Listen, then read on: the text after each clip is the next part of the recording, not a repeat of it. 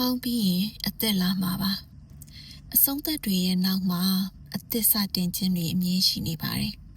ဒီအချက်လေးကိုဘဝရဲ့ဆိုးရွားတဲ့ကိစ္စရဲ့တစ်ခုခုကိုကြုံရပြီးချိန်တိုင်းသတိရပြီပါ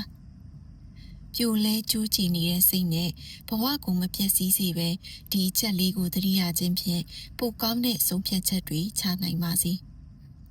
ကြာဆုံးခြင်းတွေရဲ့နောက်မှာပိုကောင်းတဲ့စတင်ခြင်းတွေရှိတယ်ကျူးစားသလောက်မအောင်မြင်လို့မျော်လင့်သလိုဖြစ်မလာလို့လူကျင်နာကိုလက်လျှော့ပြရမှာမဟုတ်ပဲပိုကောင်းတဲ့အသစ်တစ်ခုကိုစတင်ရမှာပါကြာဆုံးရခြင်းကိုထပ်တလဲလဲပူဆွေးတော့ကရောက်မနေပဲအထက်ထက်တွေးပြီးနောင်တရမနေပဲဒါဟာလူဘဝရဲ့ပုံမှန်ဖြစ်နေကြအရာတစ်ခုပဲလို့မှတ်ယူပြီးရှေ့ဆက်ပါဘဝမှာအပြောင်းလဲတို့အဆုံးသက်တို့ကအမြင်ရှိနေမှာပါကိုယ်တိုင်ကပြန်လဲစတင်ဖို့အတွက်ဆန္ဒရှိတဲ့အခါလမ်းကပြောင်းမသွားပါဘူးဘဝကကျွန်တော်တို့ငယ်ငယ်ကစားဖို့တဲ့မွေလီကားကိန်းနဲ့ဆင်တူပါတဲ့အနှိမ်အမြင့်အတက်ကြတွေရှိတယ်ကံကြမ္မာလှည့်ပြောင်းတွေရှိတယ်ကျွန်းတို့မှောက်ကုန်ဖြစ်အောင်ကြာဆုံးရတာတွေရှိသလိုကြီးမားတဲ့ကံကောင်းခြင်းတွေနဲ့ထိတွေ့ရတဲ့ခိုက်တံတွေလည်းရှိပါတယ်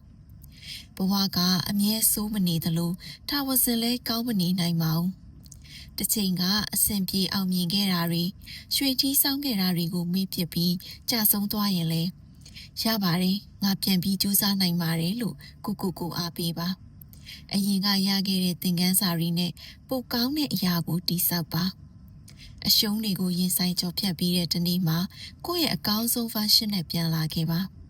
ဒါကြောင့်ကြာဆုံးခြင်းမှာဘဝကိုရေစုံမမျောလိုက်ပဲပိုကောင်းတဲ့စတင်ခြင်းတွေရှိတယ်ဆိုတာသတိရပေးပါနာကျင်ရတဲ့ခွဲခွာခြင်းတွေနောက်မှာတွေးဆုံခြင်းသစ်တွေရှိရဲဆိုတာကိုသတိရပေးပါဘဝကဘတ်ကားတစ်စီးလိုပဲမတ်တိုင်တစ်ခုမှလူတချို့တက်လာလိုက်သူ့လိုရာရောက်ရင်ပြန်ဆင်းသွားလိုက်နဲ့ဘဝမှာလေရေစက်ရှိသလောက်တွေးဆုံလိုက်ရေစက်ကုန်သွားတဲ့နေ့တော့နှုတ်ဆက်ခွဲခွာရလိုက်နဲ့အမြဲတန်တရားလင်းနေမှာပါလက်မခံခြင်းလဲအမှန်တရားတစ်ခုကဘသူမှကိုယ်ပြီးမှထာဝရမရှိနိုင်ဘူးဆိုတာပါပဲ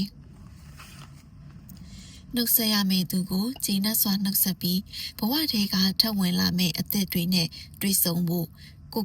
ခွင့်ရေးပေးလိုက်ပါဘဝဆိုတဲ့နေရာမှာလူတွေကဝင်လာလိုက်ထွက်သွားလိုက်နဲ့အမြဲရှိနေကြမှာပဲဒါကိုပိတ်ပင်လို့မရဘူးဒါဟာတဘာဝဖြစ်တယ်လို့ဘဝရဲ့အနှစ်သာရလေးဖြစ်တယ်ကိုလှုပ်တင်တာကတွေ့ဆုံခြင်းခွဲခွာခြင်းတွေပေါ်စိတ်ထားတတ်အောင်ကြိုးစားဖို့ပဲဖြစ်ပါတယ်ကိုစီကထွက်သွားတဲ့လူတွေကိုထပ်တလဲလဲလွမ်းဆွမနေပဲလူသစ်တွေနဲ့တွေ့ဆုံပြီးပိုကောင်းတဲ့ဆက်ဆံရေးကိုတည်ဆောက်ပါတွေ့ဆုံရခြင်းအတွက်နာကျင်မှုတွေထပ်ရလာမှာကိုမကြောက်ပါနဲ့လူသားအလုံးဟာတယောင်တည်းတပုံစံတည်းရှိတာမှမဟုတ်ပဲလူမျိုးစိတ်ထွေနဲ့အယောင်ဆုံးအောင်ဖူးပွင့်နေကြတဲ့ပန်းကင်ကြီးပါကိုအတွက်ပြောစရာပန်းပွင့်တွေပွင့်ဝေစီမဲ့သူဆိုတာသိချပေါက်ရှိပါတယ်အထီးကျန်မှာဆိုရင်စိတ်နဲ့လေကိုပေါ်မကောင်းတဲ့သူစီပြန်သွားဖို့ပြန်ခေါ်ဝင်ဖို့တော့မစင်စားပါနဲ့ဒါဟာသတိထားရမယ့်အချက်ပါဝင်လာလိုက်ထွက်သွားလိုက်နဲ့အလုရှုံနေတဲ့လူတွေကြားမှာကိုဘေးနာစိုးအတူကောင်းတူရှိနေသူတွေကိုလည်းတန်ဖိုးထားလေးစားပါကိုအတွက်တောက်စစ်ဖြစ်တဲ့လူတွေကိုအကောင်းဘက်ရောက်ဖို့ကြိုးစားပြုပြင်မနေပဲကိုဘေးကကိုချစ်ကြသူတွေကိုသာနှစ်ဆပိုကောင်းအောင်ဆက်ဆံပေးလိုက်ပါလူတယောက်ကြောင့်ပြိုလဲမပြစ်လိုက်ပါနဲ့ကိုလိုအပ်နေတဲ့သူတွေကိုမေတ္တာထားကြသူတွေကိုငဲ့ညပြီးတန်မာစွာရက်တည်ပေးပါ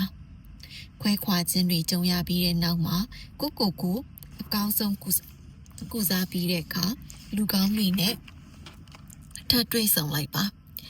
ရှင်တန်နေတဲ့နေ့ရက်တိုင်းအဆုံးသက်တွေရဲ့နောက်မှာအသက်စတင်ခြင်းတွေအမြဲရှိနေတယ်ဆိုတာကိုနှလုံးသွင်းပြီးပိုကောင်းတဲ့ဆုံးဖြတ်ချက်နဲ့ပိုမျှော်မြင်ရှိတဲ့ရွေးချယ်မှုတွေပြုလုပ်နိုင်ပါစေ။